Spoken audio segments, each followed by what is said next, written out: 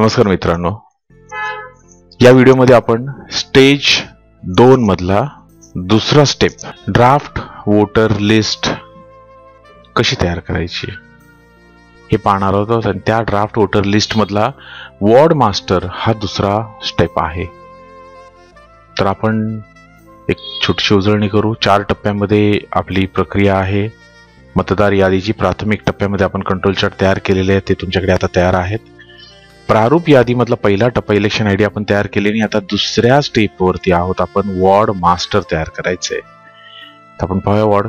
तुमच्या तालुक्यात ज्या ग्रामपंचायतीच्या निवडणुका आहेत, सार्वत्रिक असो अगर पोट निवडणूक असो, त्या सर्व ग्रामपंचायतीचे मास्टर मेनू मध्ये वॉर्ड मास्टर हा सब मेनू भरायचा आहे. आपण पाहूया कसं ते. आपण पहिल्या टप्प्यामध्ये या 5 इलेक्शन आयडी तयार केल्या होत्या. आता आपण या इलेक्शन आयडी मधले दुसरा स्टेप आहे, हे बघा.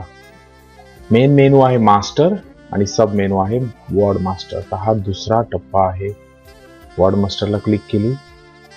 त्याआधी आपल्या निदर्शनाचे काढून देतो की हे फोल्डर होतं ज्याच्यामध्ये आपण ह्या सगळ्या ग्रामपंचायती नमूद केलेल्या होत्या, ग्रामपंचायती, आणि त्या अनुषंगाने आपण त्या ग्रामपंचायतीची इलेक्शन आयडी तयार केलेले आणि ते इथे आपण सेव्ह करून ठेवलेले आहेत.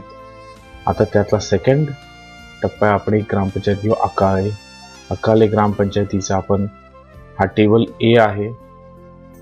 3 वॉर्ड्स आहेत आणि एक 999 डिलीटेड वॉर्ड आहे, ते आपण तयार करणार आहोत. आणि ट्रेनिंगच्या वेळेला मी दाखवलेलं होतं, इथे आता सध्या एकही वॉर्ड नाही आहे. इथे आपण वॉर्ड तयार करा. इंग्रजीमध्ये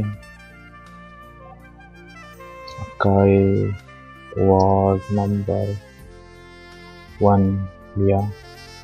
आता इथे सुद्धा त्याप्रमाणे मराठीत येईल आणि सबमिट करा. सबमिट करतो, त्याप्रमाणे दिसतील. तर याप्रमाणे पहिले सर्व वॉर्ड्स तयार करून घ्या. जेवढ्या ग्रामपंचायती तुमच्या तयार केलेल्या असतील त्या सर्व ग्रामपंचायतीचे वॉर्ड्स आपण कृपया तयार करून घ्यावेत. इथे हा स्टेप नंबर 2 पूर्ण झालेला आहे. आता आपण पुढच्या व्हिडिओमध्ये स्टेप नंबर 3 पाहूया. धन्यवाद. पुन्हा भेटूया.